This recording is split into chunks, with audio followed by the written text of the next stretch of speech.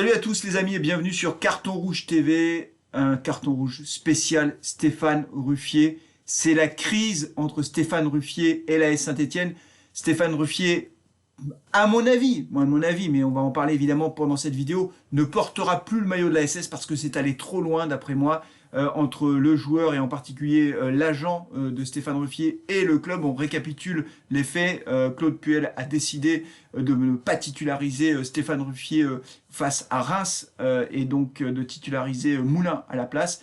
Il l'a dit à Stéphane Ruffier, l'entretien a duré 30 secondes, Stéphane Ruffier, full rage, est parti, il a quitté l'entraînement sans même attendre les explications de l'entraîneur. Et là, dans la foulée, l'agent de Stéphane Ruffier a commencé à prendre la parole dans tous les sens, dans tous les médias, il est intervenu partout.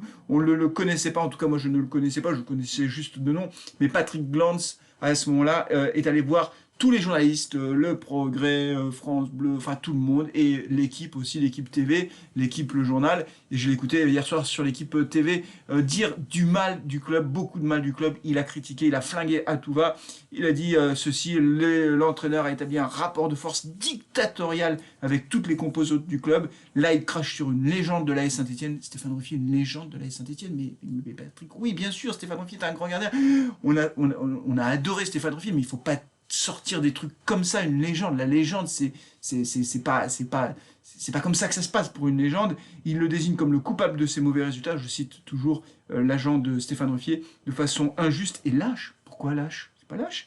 À moins que ce changement ne fasse partie de son fameux turnover dont on connaît la réussite. Alors, moi déjà, vous le savez, parce que vous qui suivez Carton Rouge, vous savez que j'ai pris plusieurs fois la parole sur Claude Puel. On peut pas me soupçonner d'être gentil avec Claude Puel parce que franchement je le tacle assez souvent, notamment sur ses compositions, sur son turnover et sur ses choix tactiques. Donc on peut pas dire que je sois extrêmement gentil avec Claude Puel, je dis ce que je pense, mais on peut pas dire que je suis un fervent défenseur de Claude Puel. Mais là franchement l'agent de Stéphane Ruffier a pété les plombs, il dit n'importe quoi. Mais pour qui se prend-il? Franchement c'est hallucinant. Personne n'est au-dessus du club. Alors on ne dit pas l'institution, hein, parce que l'institution, c'est un mot qui vient du côté de Lyon. Donc pour moi, l'AS Saint-Etienne, c'est pas une institution, c'est un club. Mythique, certes, mais c'est un club. Voilà. Donc personne n'est au-dessus du club. Voilà. Ni Stéphane Ruffier, et encore moins son agent. Mais pour qui se prend-il? C'est incroyable. Il n'a pas arrêté de sortir des trucs hallucinants dans tous les médias. Cracher sur Claude Puel. En faisant ça, il crache évidemment sur le club. Ça n'est pas possible. Ça n'est pas possible. D'accord? Le club est plus important que tout. Et que tous les joueurs, quelle que soit leur qualité, et quel que soit ce qu'ils ont fait pour le club par le passé.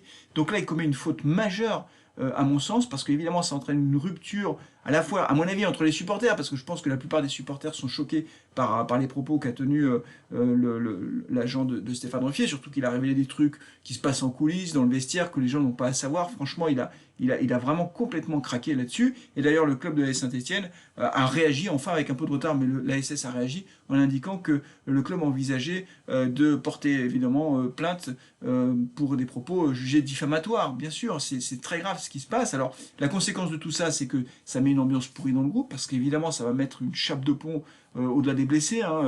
Voilà, maintenant, on a en plus une ambiance qui est très, très mauvaise. On sait que Claude Puel a entamé un rapport de force avec tous les cadres, les sénateurs, ceux qui se croyaient intouchables. Donc Mvila s'est retrouvé sur le banc, Loïc Perrin se retrouve sur le banc, Debuchy, Colo aussi. Colo, il a été même stigmatisé en conférence de presse. Mais il n'y a aucun agent de ces joueurs qui est monté au créneau en disant c'est une honte. Ça fait partie du foot. Quand t'es pas bon, ben, tu te retrouves sur le banc. Stéphane Ruffier n'est pas bon. Voilà, depuis le début du championnat, le journal de l'équipe mettait les stats, il fait partie des gardiens les moins performants. Ben, à un moment donné, tu vas sur le banc, tu te remets en question. Colo, par exemple, il a été stigmatisé, il n'a pas fait un bon match à Brest, mais il a été pointé du doigt par Claude Puel, il s'est retrouvé même plus dans le groupe lors des matchs de championnat, mais il n'a rien dit. Voilà, il s'est continué à travailler, puis il est revenu dans le groupe. Ben, c'est tout, c'est comme ça. Ça arrive, dans n'importe quelle carrière de footballeur, il y a des moments, tu n'es plus titulaire. Stéphane Ruffier n'est pas un titulaire indiscutable ad vitam aeternam. Voilà, c'est comme ça que ça marche. C'est pas, encore une fois, ça n'enlève rien à tout ce qu'il a fait pour le club, mais là, il est moins bon, c'est tout. Et donc, le fait que Claude Puel décide de le mettre sur le banc, ben, il a le droit, c'est lui le coach, c'est lui qui décide. Voilà, c'est pas les joueurs qui commandent. Quand tu es salarié d'un club, joueur, c'est salarié d'un club, et ben quand l'entraîneur qui est chargé de faire la composition te dit dimanche prochain, tu joues pas, et ben tu joues pas. Et t'attends le dimanche d'après, et t'essayes à l'entraînement de te défoncer pour montrer à l'entraîneur que t'as ta place. Mais non, l'agent de Stéphane Ruffier lui dit que c'est une honte, que c'est une légende, mais comment ça? Et il balance des trucs sur le vestiaire. C'est absolument honteux.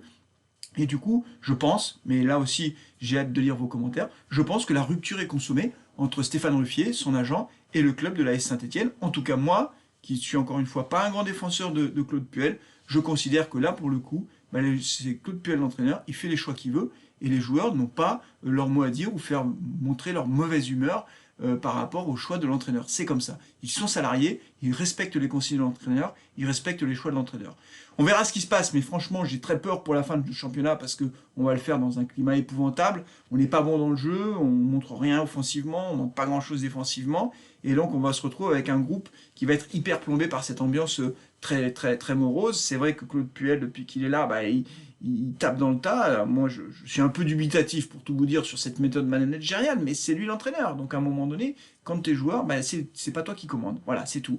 Et malheureusement, il y a beaucoup de joueurs qui ont l'impression d'être intouchables et de commander. Donc voilà, bah, on verra. Moi, Jesse Moulin, c'est un très bon gardien et on va voir ce qu'il fait face à Reims et puis sur les autres journées de championnat. En tout cas, pour moi, j'ai l'impression que Stéphane Ruffier à l'AS Saint-Etienne, ça fait déjà partie de l'histoire ancienne. Merci de me dire ce que vous en pensez. C'est une courte vidéo aujourd'hui, mais c'est une vidéo de crise. Évidemment, je ne pouvais pas rester sans réagir par rapport à tout ce qui se passe du côté de Geoffroy Guichard. Geoffroy Guichard est en feu. Espérons qu'on engrange les 12 points qui nous manquent pour nous maintenir et qu'on passe rapidement à la saison suivante. Franchement, quelle saison épouvantable. Voilà, en tout cas, vous êtes toujours aussi nombreux à suivre les vidéos. Merci beaucoup pour votre fidélité. Merci, n'hésitez pas à liker la vidéo, n'hésitez pas non plus à vous abonner si ce n'est pas déjà fait. Je vous dis à très bientôt pour un prochain live. Ciao!